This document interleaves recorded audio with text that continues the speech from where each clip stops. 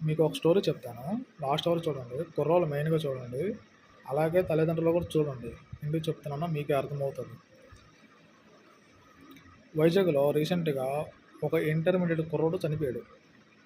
ఎందుకో తెలుసా? Intermediate complete అయింది. వెంటనే వాళ్ళ అమ్మా, నాన్నకి బైక్ కొనమని బలవంతం చేస్తాడు. మీరు గాని కొనకపోతే నేను చచ్చిపోతాను అని. వాళ్ళ నాన్న భయపడి ఏదో చేసి ఒక 2.5 లక్షలు పెట్టి బండి కొనేసి ఇచ్చాడు. వాళ్ళ నాన్న auto driver. Middle class family. బండి కొనేసి ఇచ్చిన 2 రోజులకే ఆ అబ్బాయి ప్రాణం పోయింది. అసలు మీ వల్ల మీ ఫ్యామిలీకి ఏం ఉపయోగం రా? ఏంటి యూజ్ చెప్పు? ఇప్పుడు ఆ ఫ్యామిలీ రోడ్డు మీద పడినట్టే కదా! ఒక్కగానొక కొడుకు. ఎంత బాధపడుతున్నారు అర్థం చేసుకోండి. నేను మీకే చెప్తున్నా. మీ గుద్దలు దమ్ముంటే సంపాదించి బైక్ కొనుక్కోండి.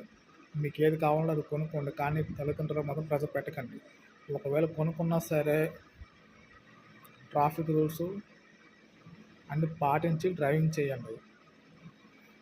అంతేగాని బండి దొరికింది కదా అనేసి 100లో 120లో వెళ్తాము, నాకన్నా పోటీగాడు లేడు, నాకన్నా స్పీడ్గా వెళ్ళేవాడు లేడు అని బిల్డప్కి పోకండి. రేపు పొద్దున చనిపోతే మీ ఫ్యామిలీ రోడ్డు మీద పడుతుంది. మీ ఫ్యామిలీ రోడ్డు మీద పడకుండా ఉండాలంటే మీరు జాగ్రత్తగా ఉండాలి. జాగ్రత్తగా ఉండి మీ ఫ్యామిలీని మంచిగా చూసుకోండి. ఈ వీడియో నేను ఎందుకు చేస్తున్నానంటే చాలా యాక్సిడెంట్లు అవుతున్నాయి. ఆ యాక్సిడెంట్లో చాలామంది కుర్రోళ్ళే చనిపోతున్నారు.